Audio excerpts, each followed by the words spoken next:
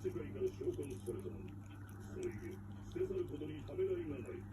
非効率的だと思えば歴史も伝統もテーマ、価値も捨てる。違うであろうか。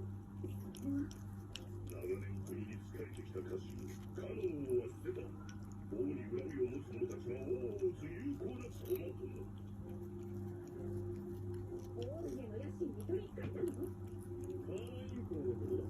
法律の学なんて